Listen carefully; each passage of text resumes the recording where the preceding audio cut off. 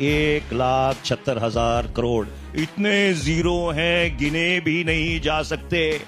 आपने एक बार माफी मांगी सार्वजनिक तौर पर जिन लोगों की रेपुटेशन आपने बर्बाद कर दी थी। दोस्तों ये तो आप जानते ही हैं कि हमारे देश की मीडिया को उनकी हरकतों के कारण आजकल गोदी मीडिया कहा जाने लगा है।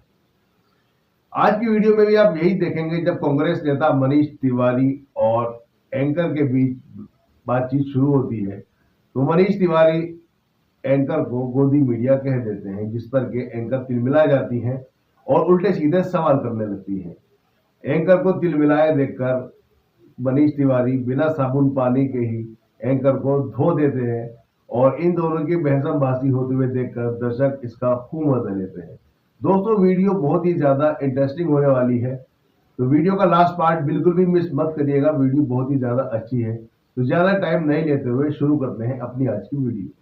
होल्डिंग डेमोक्रेसी बिकॉज आपकी पार्टी ने मुझे बॉयकॉट किया हुआ है, आप मेरे साथ बैठे हुए हैं और डेमोक्रेसी का इससे बड़ा उदाहरण हो नहीं सकता। I think this deserves a round of applause because आपकी पार्टी शायद समझती है कि डेमोक्रेसी कुछ जर्नलिस्ट को बैन करके आगे बढ़ेगी। हैविंग सेड दैट, एक मिनट मैं इसका जवाब दे देता हूं। देखिए 2014 से पहले आप गोदी मीडिया की संज्ञा इस देश में क्यों नहीं सुनते थे, और 2014 के बाद गोदी मीडिया की संज्ञा आज हर व्यक्ति की जबान पे है। It is become a part of the popular lexicon in this country. मैं सूचना प्रसारण मंत्री रहा हूं इस देश का, और मैं, आप एक वरिष्ठ पत्रकार हैं, आपसे आग्रह करना चाहूंगा कि इस बात के ऊपर थोड़ा आत्मचिंतन करिए कि सवाल बाइकॉट और बैन का नहीं है।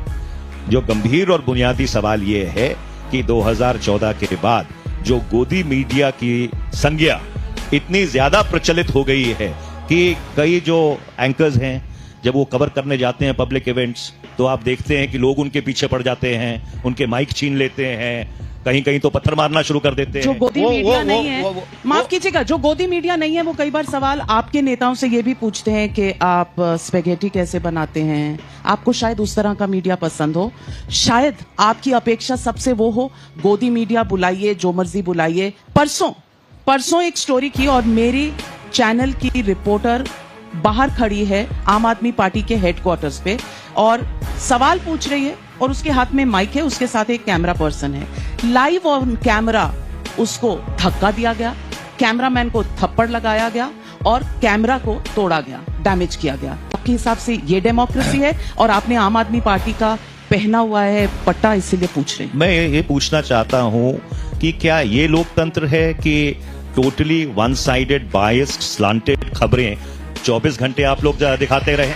क्या ये भी लोकतंत्र है? क्या नहीं, तो ये लोकतंत्र है कि भावना किशोर अगर शीश महल में, मुझे बताइए वन साइडेड क्या है? 45 करोड़ का अगर मुख्यमंत्री का घर बनाए, जो कहते हैं मैं उस बिल्कुल ऑर्डिनरी आम आदमी हूं, मुझे घर वर नहीं चाहिए, और उसको पेश किया जाता है जनता के सामने, तो उस लड़की को जो यहाँ लुधियाना में खड़े होकर बाइट लेने के लिए आई है उसको जेल में डाल दिया जाता है। आपने देखा होगा ये वाकया, और उसके साथ जेल में जो घटी, क्योंकि पंजाब पुलिस आम आदमी पार्टी की सरकार के अंडर है, आपने देखा होगा। क्या ये लोकतंत्र है? मैं आपसे एक सवाल पूछना चाहता हूं। नहीं, आप पहले जवाब दे दीजिए, फिर सवाल पूछिए। सवाल पूछने का काम पत्रकारों का है। ऐसा नहीं है, आजकल सवाल पूछने का काम नेताओं का भी है। तो मैं आपसे ये पूछना चाहता हूं, बड़े साल मुझे याद है कि उस समय मैं भी 10-10 घंटे टेलीविजन किया करता था। आप लोग स्टोरी चलाया करते थे 1,76,000 करोड़ इतने जीरो हैं गिने भी नहीं जा सकते। 2 साल 3 साल 4 साल आप वो चलाते रहे। जब वो मामला अदालत में गया सभी लोग बरी हो गए। आपने एक बार माफी मांगी सार्वजनिक तौर पर जिन लोगों की रेपुटेशन आपने बर्बाद कर दी थी? मनीष तिवारी जी, आपने माफी मांगी?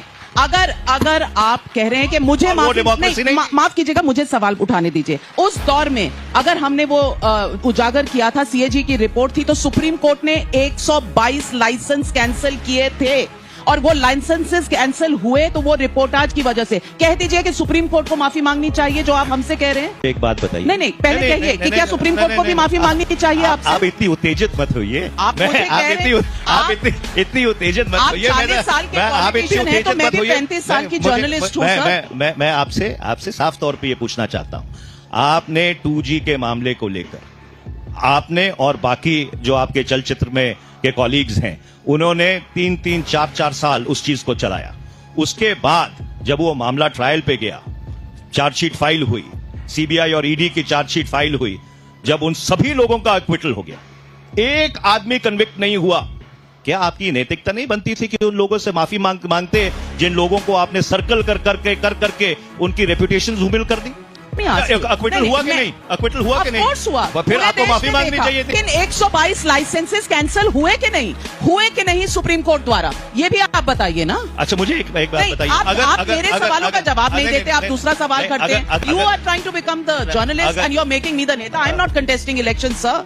तो आजकल अगर पत्रकारिता इस देश में इम्पार्शल होती तो ये रोल रिवर्सल ना होता कि जो पत्रकार हैं उनको नेता बनना पड़ता और जो नेता है उनको पत्रकार बनना पड़ता। चलिए, तो मैं आपसे सवाल पूछूं। मैं आपसे एक बात पूछता हूं। मैंने आपसे पूछना है कि आपने आम आदमी पार्टी का ये पहना हुआ है, मुझे बता दीजिए, आम आदमी पार्टी इतनी अच्छी है तो यहाँ से 20 किलोमीटर दूर कांग्रेस पार्टी उनका साथ क्यों नहीं दे रही? मैं आपके एक दूसरे को चोर चकार बुला रहे हैं। मैं सीधा इसका जवाब दे देता हूँ। हमारी लड़ाई इस देश में लोकतंत्र को बचाने की है, भारत के संविधान को बचाने की है। ना, एक मिनट, अब सुन लीजिए। आप चोर कहते हैं, उनके साथ मिलके आप देश का संविधान बचाएंगे। I am so impressed. आप तो बिल्कुल क्या कहते हैं, अपने कई गेस्टों की तरह हो रही हैं जो बीच बीच में बोलना शुरू कर देते हैं। मैं कहा, एंकर को तो ऐसा नहीं करना चाहिए। पिछले 10 वर्ष में प्रधानमंत्री श्री नरेंद्र मोदी जी ने एक भी प्रश्न का जवाब लोकसभा में नहीं दिया और पिछले 10 वर्ष में उन्होंने एक भी प्रेस कॉन्फ्रेंस नहीं की जहां पत्रकारों के सवालों के जवाब दिए हो। ये वास्तविकता है। तो और जो सवाल पूछते हैं पत्रकार और उनको मारपीट दिया जाता है, जेल में डाला जाता है। Punjab and Haryana high court जो जहां हम बैठे हैं वहां वो केस क्वॉश करती है मेरी रिपोर्टर भावना किशोर के खिलाफ। उस पर आपका कुछ? देखिए, ऐसा है कि नबक्का जी, हम किसी गलत चीज का समर्थन नहीं करते हैं, पर मैं दोबारा आपको यह कहना चाहता हूं कि इस बात पे बहुत गंभीरता से विचार करिए कि बहुत सारे large sections of main stream media और कॉर्पोरेट मीडिया को आज गोदी मीडिया की संज्ञा क्यों दी गई है। इसमें बहुत गंभीरता से आप लोगों को विचार करने की जरूरत है।